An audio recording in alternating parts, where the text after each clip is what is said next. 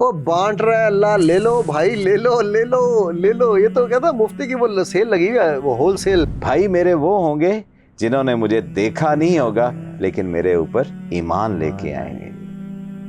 کیا آپ اور میں ایسے بھائی بننا پسند نہیں کریں گے؟ یہ میں سمجھتا ہوں کہ وہ جو بیٹے نے جنازہ پڑھایا نا، یہ ہے وہ کمائی. یس. ہمیں تو جنازے کی دعا نہیں آتی یار، ہم اپنے بچوں کو کیا سکھائیں گے؟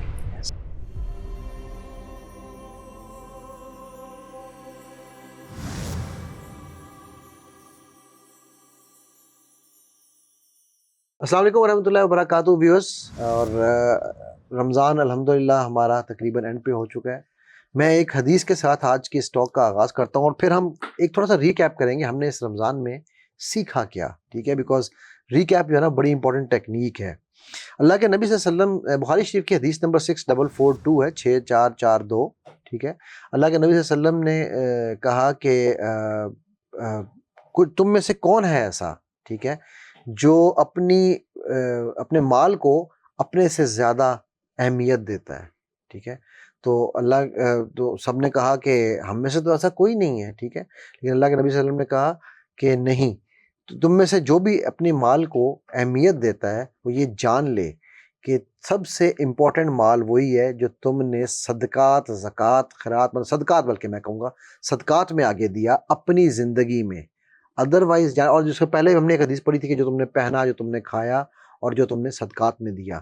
ادروائز تم اپنے وہ کیا کہتے ہیں ورثہ کے لیے ایک جو ہے وہ لڑائی جھگڑا چھوڑ کے، یا وہ لڑائی جھگڑا نہ بھی ہو تو وہ مال ان کے لیے چھوڑ کے چلے جاؤ گے اپنی موت کے بعد.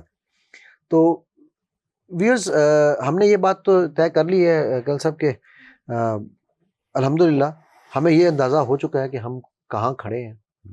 اور اگر ہم اس راستے پہ ہم نے یو ٹرن نہ لیا، یا ہم کیا کہتا ہم نے کورس کریکشن نہ کی، یو ٹرن کا لفظ سوری یار ہم نے نہیں استعمال کرنا بھائی. ٹھیک ہے، کورس کریکشن اگر ہم نے نہ کی تو ہم جس طرف جا رہے ہیں وہ ایک عجیب ہی راستہ ہو، تباہی کا راستہ ہے جی، بالکل گھاٹے کا سودا ہے. اچھا لیکن ایک بات بتائیں یار اشفاق بھائی، ہم نے یہ لوگوں نے رمضان رہا ہے، روزے رکھے ہیں، سب کچھ ہوا ہے الحمدللہ، یار کوئی خوشخبریاں نہ سنائیں ہم ان کو ڈرانے کی بجائے. نہیں، آپ کے لیے، ویورز کے لیے بہت خوشخبریاں ہیں، اور اس امت کے لیے بہت ہی خوشخبریاں ہیں. یہ 2 حدیثیں میں آپ کے سامنے رکھتا ہوں.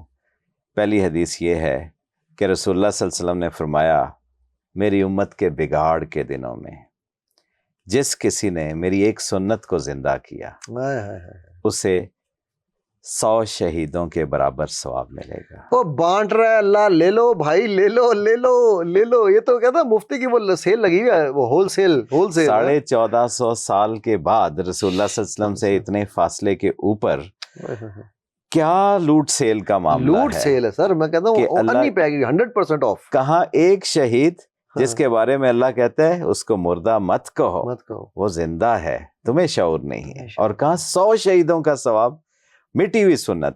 تو سچا تاجر بن کے ہم مٹی ہوئی سنت کو آج زندہ کر سکتے ہیں. اور آپ کو پتہ ہے مزے کی بات سر، اللہ کے نبی صلی اللہ علیہ وسلم نے سچے تاجر، آپ صادق اور امین کیوں کہلائے، یہ بھی بات لوگوں کو سمجھنی ضروری ہے.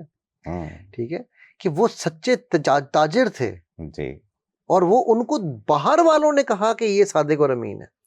اب امیجن کریں کہ رسول اللہ صلی اللہ علیہ وسلم ہجرت کی رات مکہ سے ہجرت کرنی ہے، اور دشمنوں نے بھی آپ کے پاس امانتیں رکھی ہوئی ہیں. بالکل، جو جان کے پیاسے ہیں انہوں نے بھی اپنی امانتیں کس کے پاس رکھی ہوئی ہیں؟ جو صادق اور امین ہیں. یہ ہے کیریکٹر، اور ان کے امتیوں کا کیریکٹر انہی نقش قدم پہ ہونا چاہیے.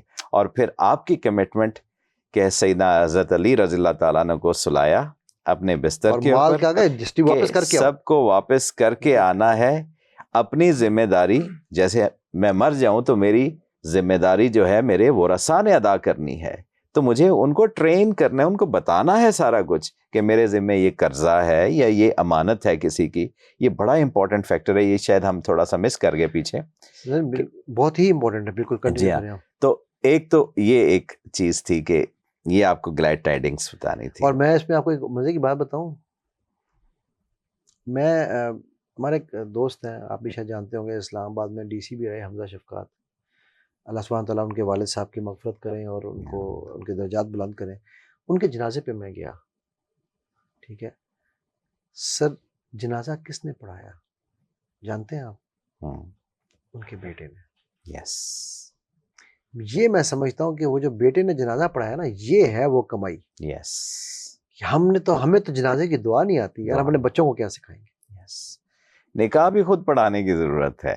آپ دیکھیں یہ کوئی چیزیں ایسی سائنٹیفک یہ بیسک ہیں, راکٹ سائنس نہیں ہے, بیس ہیں. یس مطلب مجھے کتنا فخر ہو یار کہ میرا بیٹا میرا جنازہ پڑھے. یس کمال نہیں ہو گیا؟ دوسری خوشخبری سناؤ آپ کو. ارے زبردست. دوسری کیا بات ہے رسول اللہ صلی اللہ علیہ وسلم کی, ہزاروں کروڑوں لاکھوں درود و سلام ہو رسول اللہ صلی اللہ علیہ وسلم پہ, جن کے راستے ہمیں رحمان ملا, قرآن ملا. میں خلا درود پڑھ بھی لیتے, اللہم صلی علی محمد وعلی آل محمد وبارک وسلم. تو دوسری آپ کو حدیث سناتا ہوں کہ رسول اللہ صلی اللہ علیہ وسلم نے فرمایا ایک دن صحابہ کی محفل کے اندر, کاش میں اپنے بھائیوں سے مل سکتا. ہوئے ہوئے ہوئے, کون سی حدیث سنا رہے ہیں یار, کاش میں اپنے بھائیوں سے مل سکتا. اچھا صحابہ ساتھ بیٹھے ہوئے اور ایک ایک ادا کے اوپر مرنے والے لوگ ہیں. انہوں نے جب رسول اللہ صلی اللہ علیہ وسلم کا اشتیاق دیکھا اور ساتھ یہ فکرہ سنا کاش میں مل سکتا, تو صحابہ نے وفور اشتیاق سے کہا یا رسول اللہ ہم آپ کے بھائی نہیں ہیں. تو رسول اللہ صلی اللہ علیہ وسلم نے فرمایا تم تو میرے صحابہ ہو, میرے ساتھی ہو, میرے سنگی ہو, میرے متر ہو, بھائی نہیں. بھائی میرے وہ ہوں گے جنہوں نے مجھے دیکھا نہیں ہوگا لیکن میرے اوپر ایمان لے کے آئیں گے. کیا آپ اور میں ایسے بھائی بننا پسند نہیں کریں گے؟ بھائیوں کے اس گروہ کے اندر ہم شامل ہونا اپنا سب سے بڑا کام نہیں سمجھیں گے؟ ٹو ڈو لسٹ کے اندر ٹاپ لسٹ کے اوپر یہ کام ہم رکھنا نہیں چاہیں گے؟ تو ہمارے پاس کتنی زبردست اپرچونٹی, اور یہ صحابہ کے پاس نہیں تھی, آج ہمارے پاس ہے. ویورز انشاءاللہ کل ہم دوبارہ ملتے ہیں اور اس سارے کو سمرائز کرتے ہیں. السلام علیکم ورحمۃ اللہ وبرکاتہ.